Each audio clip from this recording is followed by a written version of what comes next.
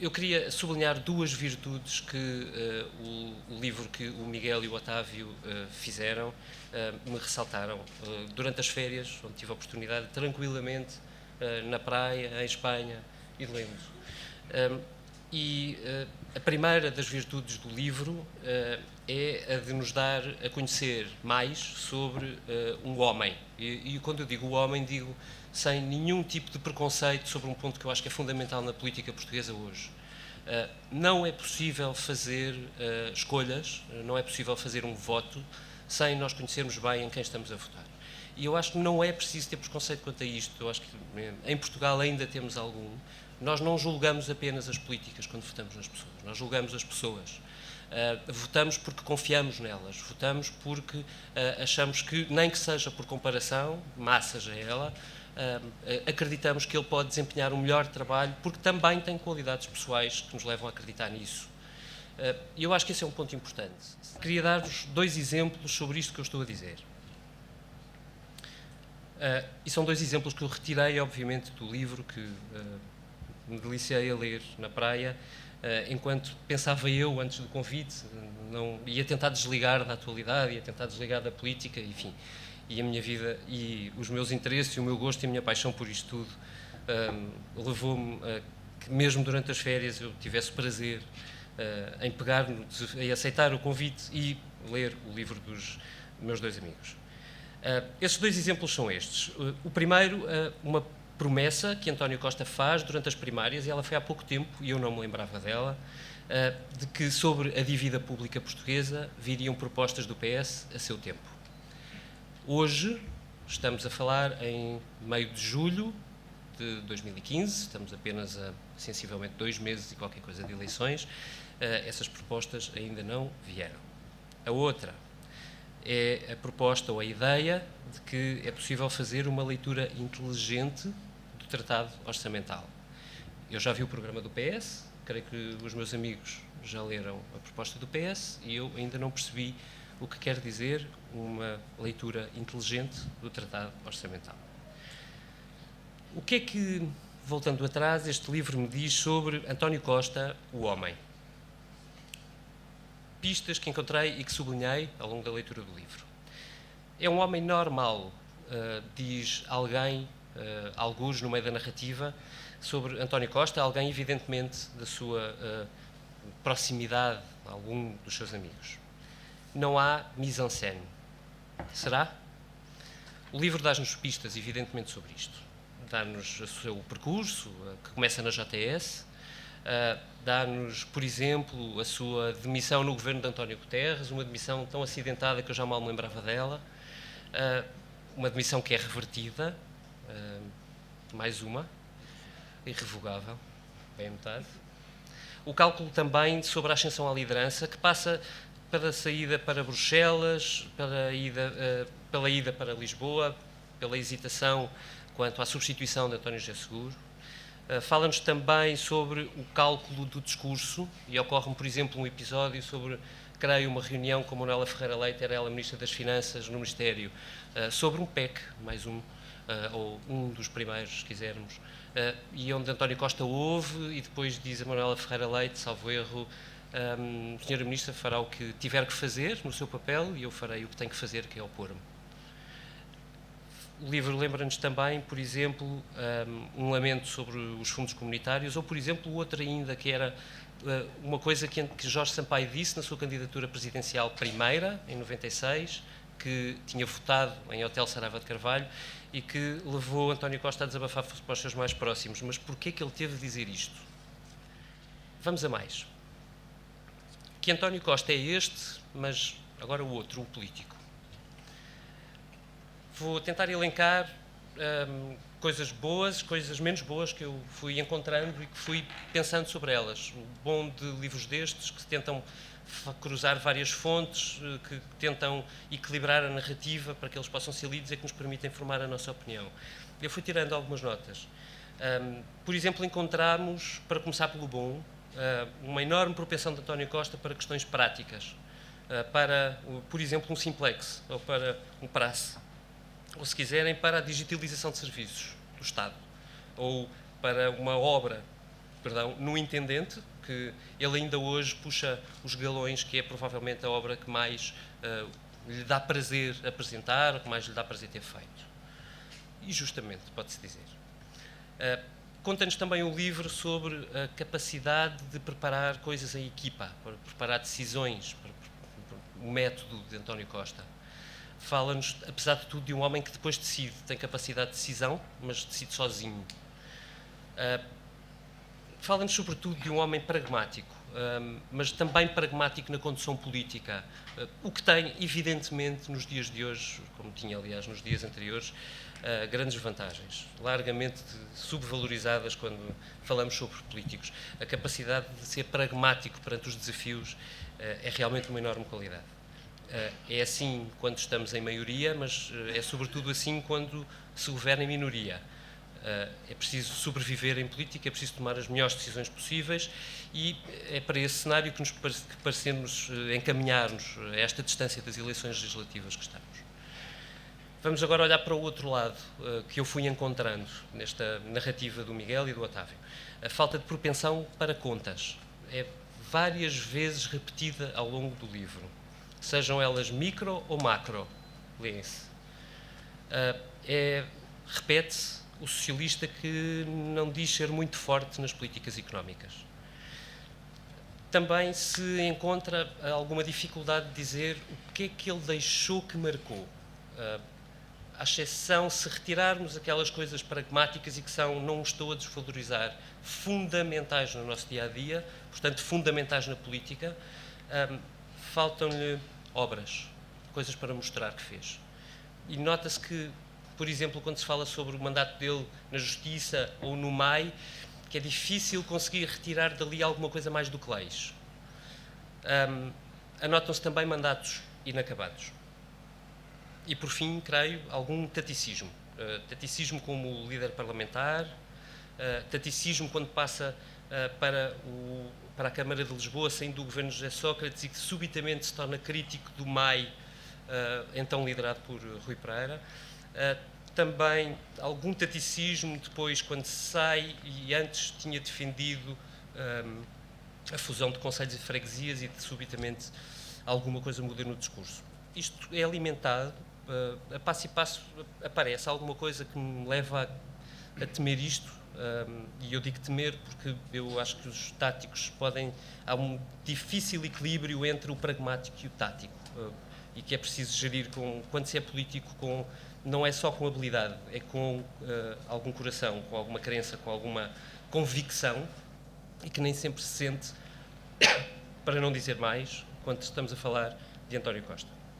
De tudo isto, destas 240 páginas que se leem, creio eu, de enfiada, sobra-me sobretudo, e eu acho que o Miguel contava que eu dissesse isto, uma curiosidade. António Costa, nunca esteve no governo em tempo de vacas magras. E a minha pergunta é, evidentemente, se ele sobreviverá se for eleito para isso. E termino com uma frase que encontrei na página 160 do livro do Miguel e do Otávio, que é quando António Costa fala sobre, ainda antes de ser líder do Partido Socialista, sobre o governo. E diz ele: longe do virtuosismo de Cristiano Ronaldo, este é mesmo o governo da Dona Inércia. Por ser o governo da Dona Inércia, é que só se preocupa com a taxa de juro, julgando, como a pobre da Dona Inércia, que tendo a mesma taxa de juro de Ronaldo, ganha o mesmo que Ronaldo. No contexto em que estamos hoje, em que estamos a falar hoje, isto dá-me medo. Até já. As biografias de pessoas que estão no ativo político só têm valor se forem não autorizadas. Isto é a primeira regra para mim de pessoas que estão no ativo. Obviamente não estou a falar de pessoas que já se retiraram, que estão numa outra fase da sua vida, pessoas que estão no ativo político, concorrem a eleições, só têm valor se forem não autorizadas e se não forem feitas por assessores parlamentares dos próprios. E, portanto, há uma diferença fundamental entre esta biografia e a biografia que foi feita de Pedro Passos Coelho. Esta é uma biografia feita por jornalistas, seguindo regras dos jornalistas, e onde, chegando ao fim, nós fazemos o balanço que entendermos, mas não estamos a ler propaganda, estamos a ler trabalho jornalístico, e isso, aliás, é bastante evidente durante toda a biografia, que é relativamente indiferente qual seja a posição política das pessoas que o escrevem, o que nos permite confiar no que estamos a ler, isso faz alguma diferença. O trabalho não é fácil. Hoje em dia fazer biografias sobre políticos não é a mesma coisa que era fazer há 20 anos biografias sobre políticos, porque falta aos políticos, e isso tem a ver com as circunstâncias e não com eles, a carga heroica e trágica que políticos como Mário Soares, Álvaro Cunhal, Sá Carneiro tiveram, que passaram pela ditadura, passaram por outros momentos que têm um grau, ou seja, têm um interesse literário mais forte, e desse ponto de vista António Costa é, utilizando a expressão, um político normal, no sentido em que fiz o percurso normal de um político. É a desvantagem, se quisermos, havia de ter alguma da democracia, é que se torna menos, exatamente, menos trágica, não é? Portanto, fizeram o caminho normal, e António Costa fez o caminho normal da Jota, das lutas internas partidárias, passando pelos ministérios. Eu, por acaso, acho que na Câmara Municipal de Lisboa, por pela primeira vez estar a liderar por eleição sua, ele ganha, apesar de tudo, contornos um pouco diferentes dos que tinha tido anteriormente, e junta-se a isto o facto de António Costa não ter, vou pôr assim, talvez não seja muito claro, uma personalidade intensa, apesar dos seus ataques de cólera, que são conhecidos e as pessoas conhecem, já ouviram falar, mas não tem o tipo de personalidade contraditória, intensa. Eu já vou dar um exemplo que é de todos conhecido, que pode dar mais colorido e força à sua história. E, portanto, desse ponto de vista, esta biografia não era uma biografia fácil de fazer, sobretudo porque, e bem, na minha opinião, os biógrafos não optaram, têm questões da vida pessoal, mas trataram-no como eu acho que os jornalistas sérios devem tratar. Eu não sou um grande fã de andar a vasculhar a vida das pessoas, portanto há dados importantes sobre o percurso pessoal de António Costa, mas são os dados que são relevantes para nós termos informação, quer sobre ele, sobre a família, sobre a sua origem, e não mais do que precisamos. E há uma das coisas que é evidente, e algumas o David já disse, é que António Costa é um fazedor, com tudo o que isso tem de bom e de mau.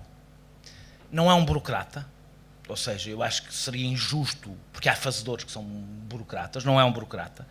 É um elemento que também passa toda a biografia e que toda a gente refere, que é uma pessoa criativa, e nós próprios podemos verificar isso em várias coisas, algumas até, umas correram bem e outras correram mal, que é, desse ponto de vista, é um criativo, mas é um criativo para questões práticas, eu já lá vou.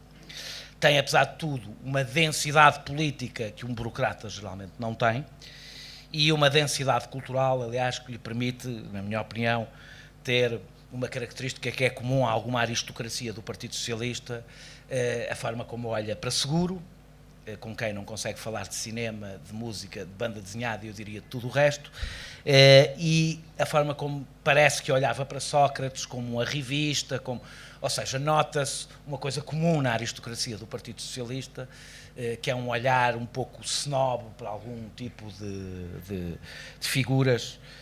Eu não estou aqui a fazer qualquer tipo de julgamento, porque algum desse olhar snob eu até, se calhar, infelizmente, também padeço dele, portanto não farei nenhum julgamento especial. Outra das características, eu começo pelas positivas, que se vê em António Costa e essa quem acompanhou algumas coisas que ele fez, reconhece-lhe uma enorme capacidade negocial, que lhe vem da longa experiência partidária, que dá capacidade negocial às pessoas, vem-lhe da experiência executiva em 2 ministérios onde isso é especialmente exigível, que é o Ministério da Administração Interna e o Ministério da Justiça, pelo peso, sobretudo o Ministério da Justiça, pelo peso das corporações nesses ministérios, que exigem uma enorme capacidade negocial. Vem-lhe também da pasta dos assuntos parlamentares, onde isso era necessário, e vem-lhe de Lisboa, que não teria que vir, porque os autarcas não têm que ter isso especialmente, mas no caso de Lisboa teve que ter, por ter sido um Presidente de Câmara com minoria e com uma Câmara especialmente durante pouco tempo, mas com uma Câmara especialmente partida, onde o partido mais votado teve 30% e, portanto, onde ele conseguiu dar o abraço do urso, na realidade, a sua capacidade negocial levou ao extremo e deu o abraço do urso aos movimentos de cidadãos que tinham concorrido, e isso só a ele deve ser, é uma qualidade política, evidentemente, pelo menos dele, não digo do abraçado, mas pelo menos de quem abraça. Apesar de ser um colérico, António Costa percebe-se ao longo desta biografia, e aqui eu vou discordar um pouco discordo em duas coisas do que o David disse. Uma é não ter deixado obra. Eu não acho que isso seja verdade. Eu acho que quer no Ministério, sobretudo no Ministério da Justiça, é relativamente consensual que ele deixou obra, só que a obra não é obra de cimento e não é só leis. Acho que deixou. E no Ministério da Administração Interna também deixou alguma obra. E eu acho que isso é visível, aliás, na biografia. A outra qualidade que ele tem, e eu juro que acabo as qualidades aqui, é que, apesar de ser colérico, é alguém contido do ponto de vista político. Porque as duas coisas não são, aliás, a cólera às vezes tem essa vantagem que se despeja onde se tem que despejar. E isso tem sido muito visível na gestão que ele tem feito do caso Sócrates.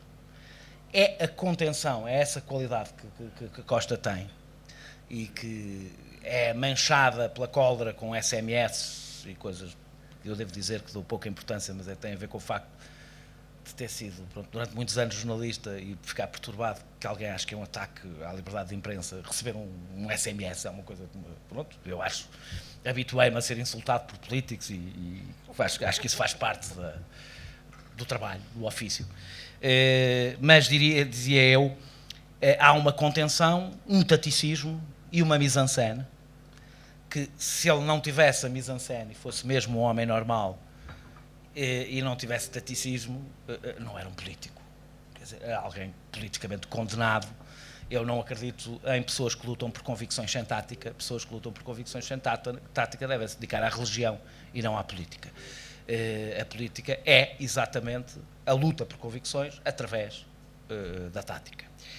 Agora vou à parte que eu acho mais complicada e que, curiosamente, eu acho que talvez a melhor definição dos defeitos de António Costa vem na parte que o livro diz do que pensará José Sócrates, e portanto eu vou-me socorrer de José Sócrates para criticar António Costa, o que é mau para mim e bom provavelmente neste momento para António Costa, e que é isto que se fala no livro.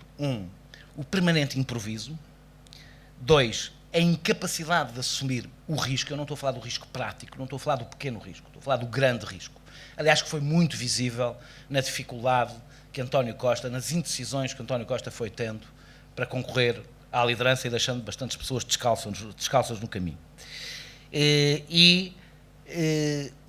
A ideia de que ele inventa soluções, e é verdade, ele inventa soluções para os problemas, mas quando a imaginação prática já não chega, e é preciso olhar para lá do quadro político habitual, António Costa tem dificuldades.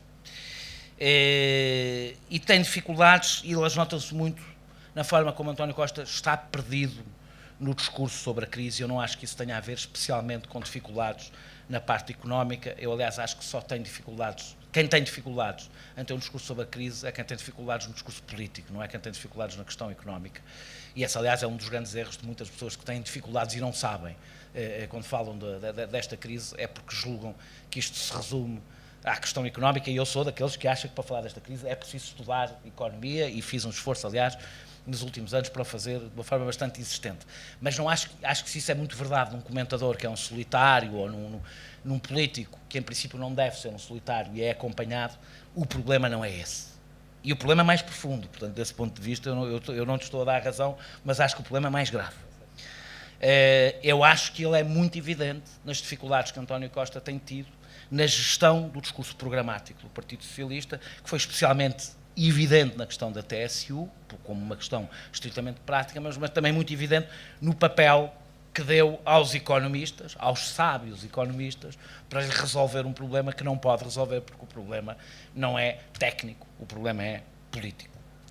E essa dificuldade é muito evidente no seu discurso da segunda vitória, em Lisboa, quando ele demonstra, bem sabemos que isto é um pouco propaganda, mas é interessante, que é possível baixar os impostos, aumentar os apoios sociais e reduzir a dívida, pegando no exemplo de Lisboa.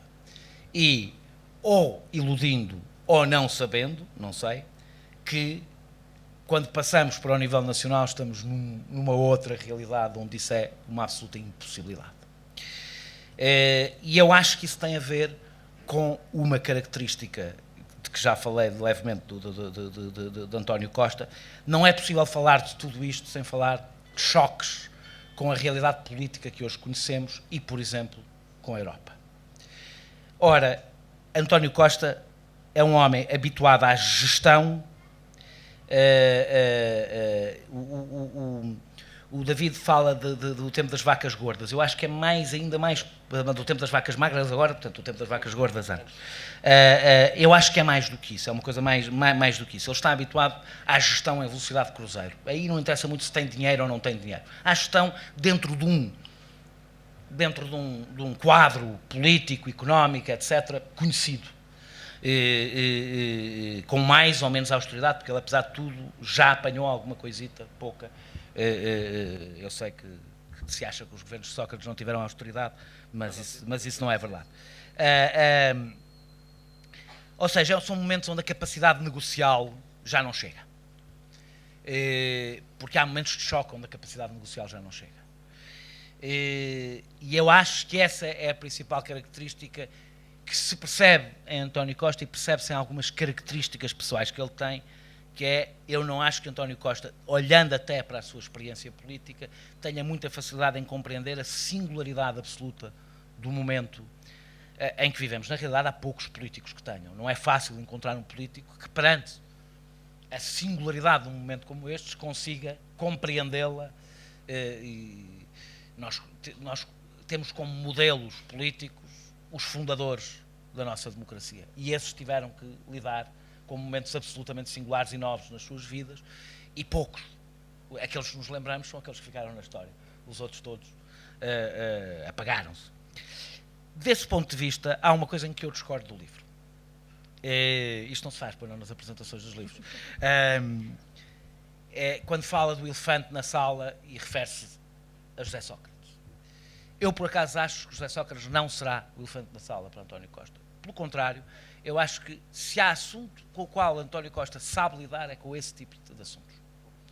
Com esse tipo de elefantes na sala. Isso é a política que António Costa consegue fazer com alguma facilidade por características pessoais que tem, de contenção, de ter muita experiência político-partidária. Eu acho que o elefante na sala, na realidade, não é só para António Costa, mas António Costa provavelmente terá que lidar com ele, como outros não terão, que é exatamente os novos constrangimentos e a Europa em que vivemos. E esse é o elefante na sala com o qual António Costa tem muita dificuldade em lidar. Porque desse ponto de vista, é um político dos tempos que vivemos até hoje. Eu não sei se há outros, aliás, neste momento. E é esse elefante na sala, muito mais do que, na minha opinião, José Sócrates, que explica que neste momento, se olharmos para o Partido Socialista, podemos dizer sobre o Partido Socialista exatamente o que Mário Soares escreveu sobre o Partido Socialista no tempo do António José Seguro, que, falando da enorme hesitação da direção do Partido Socialista e da aparente indiferença do eleitorado perante as suas propostas. Por alguma razão, duas personagens tão diferentes, e são completamente diferentes, António Costa e António José Seguro, e eu não sou dos que acham que se tivesse António José Seguro estaria na mesma situação, não estaria, acho que o Partido Socialista hoje estaria em situação bastante mais difícil com um líder com as características de António José Seguro, mas há uma dificuldade semelhante, que é a incapacidade, e que é uma dificuldade, aliás, que vários partidos socialistas vivem, e António Costa não consegue sair desse colete em que está, que é lidar com um cenário absolutamente novo e que obriga a pensar de uma forma totalmente nova. Termino dizendo que, apesar de dizer isto tudo, nós não conhecemos as características de liderança de António Costa. Eu nunca mais me esqueço, e tanto não me esqueço que no meu livro foi o primeiro artigo que escolhi, foi um artigo que escrevi sobre José Sócrates, em que dizia que José Sócrates chamava-lhe a coisa, e portanto, definia a figura do José Sócrates como uma figura sem convicções, sem discurso, apagada, e que não emocionava ninguém. Não criava nem, eu acho que até utilizava a expressão, não criava nem paixões nem ódios. Se alguém diz isto hoje do José Sócrates, dá vontade de rir. Exatamente porque os homens e os líderes revelam-se nas circunstâncias em que lideram. E essa é uma parte que faz dos políticos uma melancia, não é? Que só conhecemos quando abrimos, no sentido de só os conhecemos quando eles lideram. E, portanto, desse ponto de vista, eu acho que esta biografia é de uma enorme utilidade. Eu não sou dos que votam em pessoas, tenho esta característica já raríssima, em que voto em ideias, mas defendo a minha formação política, e em grupos, e em coletivos, e não, por isso é que as eleições presidenciais geralmente causam-me um sono brutal, mas parece que entusiasmam muita gente, também causam um enorme tédio, mas acho que é importante nós conhecermos algumas características pessoais para conseguirmos prever qual será o comportamento de um líder em determinadas circunstâncias.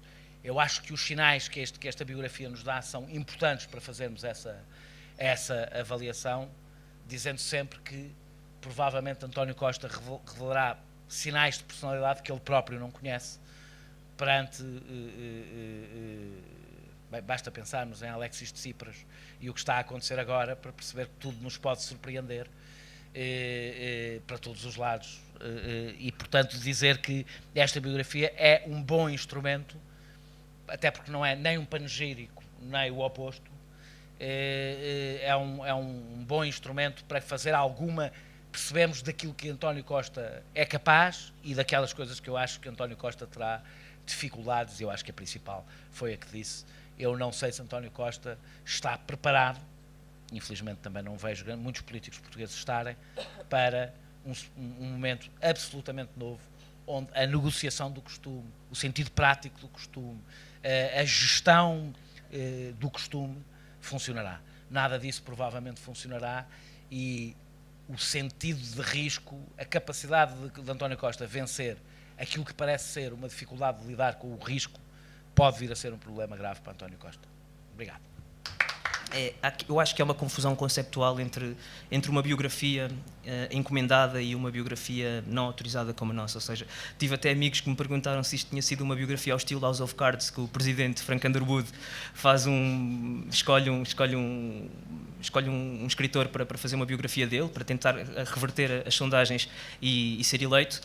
E eu tive de lhes explicar de forma muito prática que não era isso que estava em causa. Ou seja, nós não tivemos o beneplácito do Largo do Rato, não tivemos também, claro que falámos com muitas pessoas do PS e próximas de António Costa, mas foi um livro completamente independente, e acho que é isso que fica bem vincado olhando para a capa do livro, que é de facto uma biografia não autorizada, e uma biografia que não surge com o intuito de enaltecer características que sejam positivas, mas também não surge com o objetivo de derrotar ninguém nas urnas, como a Liliana frisou.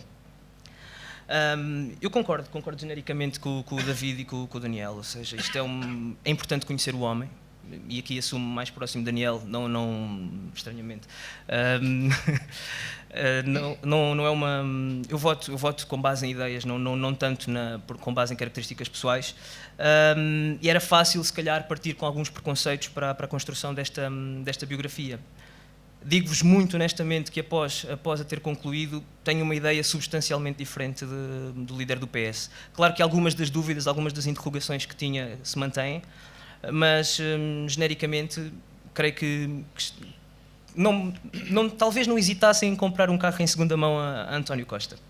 Obviamente que tem de haver, como qualquer dirigente político, tem de ter esta dimensão do taticismo, da capacidade negocial, da estratégia, do jogo na lama, às vezes, como é óbvio, a política envolve isto, mas não me parece que António Costa, ou por outra, fazendo um paralelo que, regra geral, faz salivar as pessoas, que é com José Sócrates, acho que não há de forma alguma maneira de pormos os dois no mesmo prato. Aliás, há uma demarcação óbvia de António Costa. Aliás, nós na reta final do livro deixamos já algumas pistas sobre isso, que tem a ver com tem a ver com a questão da construção das listas. E se formos reparar, António Costa, na gestão do caso Sócrates, tem feito uma gestão, quanto a mim, exemplar deste caso. E, não obstante, ter de se demarcar daquilo que eram as escolhas de Sócrates, que eram os homens de Sócrates. Aliás, foi uma discussão que chegámos a ter no Diário de Notícias, e peço desculpa, vou recuar um bocadinho para agradecer ao Diário de Notícias. Ou seja, eu acho que eu estou há 3 anos no Diário de Notícias e estão ali vários do meu jornal. Dizer que não seria capaz de ter feito este livro se não tivesse esta bagagem de 3 anos e ter aprendido com profissionais fabulosos com que lido diariamente. Mas voltando a António Costa, eu acho que esta demarcação de facto tem sido evidente em relação a José Sócrates, não obstante aquilo que é o discurso oficial dos dirigentes do PS. O PS faz aquele discurso da política, o que é da política, a justiça, o que é da justiça, mas evidentemente que António Costa saberia que seria um sinal errado recuperar toda aquela que chegou a ser designada como metralha socrática. E aí a escolha dos cabeças de lista, em que dos 22 só 2 é que são recuperados, parece-me que já dá para fazer uma leitura política disto. Por outro lado, no livro fazemos um regresso à infância de António Costa, e obviamente que dá para perceber bem que António Costa não poderia ser outra coisa que não um homem de esquerda. Isto é, a família de António Costa era um viveiro de políticos e de ativistas de esquerda. Portanto, revisitamos também o período em que António Costa inicia a carreira como advogado no escritório com Vera Jardim, Jorge Sampaio, o tio Jorge Santos, etc.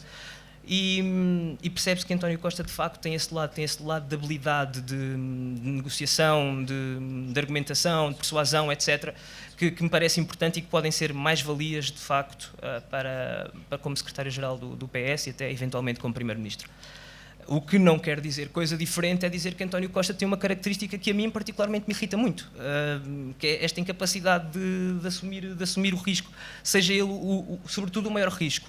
Ou seja, parece-me mais ou menos evidente que no caso da leitura da tal leitura do Tratado Orçamental, a questão da dívida, todos esses pontos em que o PS tem sido muito titubeante ao longo do percurso, e aí talvez também com António José Seguro, António Costa é mais ou menos, tem sido no mais importante, tem sido igual a António José Seguro, ou seja, é incapaz e é uma dificuldade que se tem visto por toda a Europa com os líderes socialistas.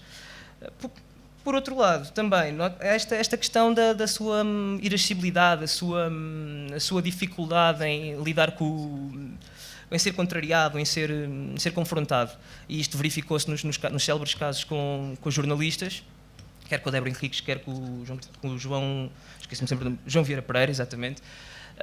O que revela também um bocadinho esta dificuldade, esta cólera de António Costa nos momentos mais delicados.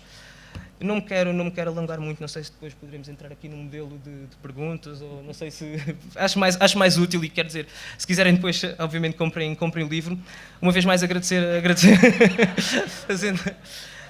agradecer obviamente a vossa presença e agradecer também aqui a todo o painel, ao Diário de Notícias e novamente ao Miguel Marujo. Obrigado.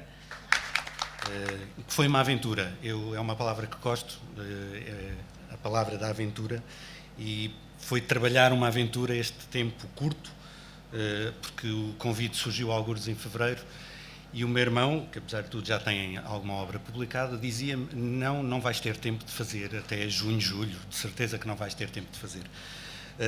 Afinal conseguimos, não foi fácil, mas foi de facto uma aventura. Depois agradecer ao Otávio, que foi o companheiro desta aventura. Quando eu desafiei o Otávio, pensei em alguém que é bastante mais novo que eu, ou um bocado mais novo que eu só. E pensei que podia ser útil ter alguém que não teria certamente memória de muitos episódios que eu infelizmente já vou acumulando, mas que podia trazer um olhar curioso e novo sobre aquilo que seria este trabalho e aquilo que nos estávamos a propor. Depois agradecer ao David e ao Daniel. Nós tivemos vários nomes na mesa, e esses 2 nomes foram consensuais também por aquilo que nos permitiam de... eram pessoas, um à direita, outro à esquerda, os 2 igualmente estimulantes, não propriamente ligados ao PS, para que também daqui surgisse um outro olhar sobre o livro. Não queríamos, assim como não quisemos fazer um livro que fosse ou elogio ou bota abaixo do biografado, também não queríamos escolher duas pessoas que viessem aqui só para dizer bem do livro, ao estilo do professor Marcelo. E, de facto, as duas intervenções ajudaram muito a perceber algumas das coisas a que nos propusemos e outras que, eventualmente, também falhámos. Permitam-me uma breve nota biográfica minha. Eu comecei a minha atividade política aos 14 anos como António Costa. Mas sosseguem, fica-se por aqui qualquer semelhança. E quando eu digo atividade política, não foi numa juventude partidária. Eu digo sempre que comecei a minha atividade política numa associação juvenil, mas que era um movimento católico distante. E aí fiz uma aprendizagem, um caminho que foi uma verdadeira aprendizagem de democracia e de política. Porque, apesar do nome, e muitas vezes o nome, isto era alguns nos finais dos anos 80, inícios de 90, o nome assustava muitas vezes as pessoas. Depois, quando começavam a saber o trabalho que nós próprios nos propunhamos fazer, descobriam que havia coisas muito políticas no trabalho de um movimento como aquele. E, de facto, aí, e há aqui algumas pessoas que se lembram desse tempo, de facto, aí foi uma escola intensa de aprender o que é política e o que é democracia, e que eu acho que me ajudou muito ao longo da minha vida, não só pessoal, mas também profissional, a lidar com determinadas situações. E eu, às vezes, estou no Parlamento, porque nos calha na rifa, estarmos sentados naquela bancada do cantinho a ouvir os políticos, e dou por mim a pensar que, se calhar, os trabalhos se prolongam para lá do razoável, que as intervenções não trazem de novo, porque falta àquela gente, não é a escola das Jotas, porque se calhar se tivessem uma escola das Jotas até podia ser importante, mas se calhar falta-lhes um percurso associativo, qualquer que fosse, para que na Casa da Democracia soubessem também lidar melhor com a democracia. Isto tudo para dizer que sempre valorizei muito o confronto de ideias e o diálogo com outros completamente diferentes de nós. E se calhar por isso é que mudou tão bem também com o David, o diálogo com outros diferentes de nós, porque ao longo do tempo, neste percurso que eu fiz associativo, fui lidando, quer no Movimento Católico Estantes, quer depois no Conselho Nacional de Juventude, onde também estive, e onde me cruzei com algumas personagens que hoje em dia vão estando no topo da política portuguesa, ou até numa associação menos política, que era a Intercultura, mas dizia eu, este caminho foi para mim importante para perceber da necessidade de nos informarmos, de estudarmos, de estarmos preparados para aquilo que é o debate. E o debate não é o debate vazio que muitas vezes, infelizmente, hoje assistimos e nos queixamos na política. É o debate sério, que seja um debate que promova ou que faça alguma diferença e que promova alguma, nem que seja pequenina, alguma pequenina mudança na engrenagem. E foi aquilo que, a certa altura, quando a Liliana conversava connosco, que rumo é que o livro podia ter,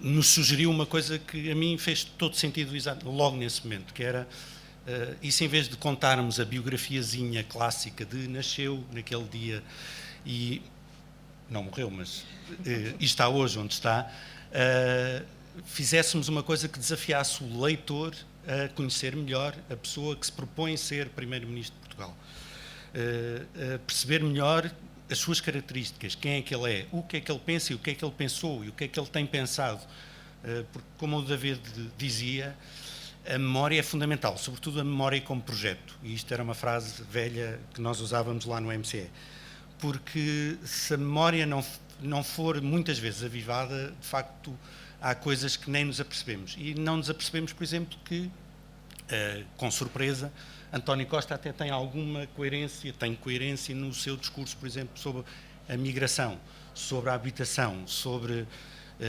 e não é uma coisa que hoje, quando ouvimos falar em determinados temas, ou quando eu ouço como jornalista o líder do PS a falar de determinados temas, é uma coisa que eu lhe reconheço no seu percurso político.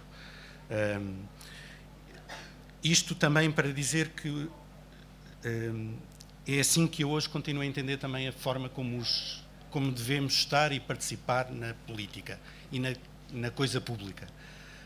E o leitor, que se nós virmos bem também é o eleitor, poderá ter aqui um instrumento, a palavra já foi usada pelo Daniel, eu tinha anotado aqui, poderá ter aqui um instrumento que o ajude a formar a sua opinião. Não quer dizer que seja decisivo, não quer dizer que o vá ajudar a situar ou não o seu voto nas próximas eleições, mas poderá ter aqui um instrumento para melhor perceber quem é um homem que se propõe liderar o país. E encontrar pistas para, de uma forma mais informada, também participar no ato eleitoral, que não é uma coisa apenas de meter a cruzinha na hora em que vamos à urna. Foi isso que nos propusemos. Eu não estrago a leitura, não se trata de um policial, não sabemos como é que acaba, mas não estrago a leitura se revelar aquilo que é a ideia central do parágrafo final deste livro, que é que seremos nós, leitores e leitores, cidadãos, a escrever muito das páginas que seguem a esta biografia, a preencher um pouco das páginas de António Costa, das futuras páginas de António Costa. Ele, obviamente, terá outras responsabilidades também para preencher essas páginas em branco. Mas seremos nós também que vamos escrever outras páginas naquilo que é a história do país. E isso foi o desafio maior deste livro, é que, ao contar a história de um homem que, mal ou bem, se cruza com muitos episódios-chave da história da democracia deste país, estamos também a contar um bocadinho da nossa história. E aí podemos ajudar a perceber, às vezes, quão pequeninos somos no espaço da Europa, e se calhar o elefante no meio da sala é muito mais esse que o Daniel, é muito mais aquele que o Daniel apontou, mas aquilo que nós escrevemos também está agora, é-vos devolvido, é para uma leitura atenta e crítica. Nós não pensámos, de facto, como eu já vos disse, em recolher elogios ou só críticas, ou só elogios ou só críticas. Queríamos muito também que as pessoas se sentissem interpeladas por aquilo que são as páginas deste livro. Por isso, é vosso e façam dele o que bem entender. Obrigado.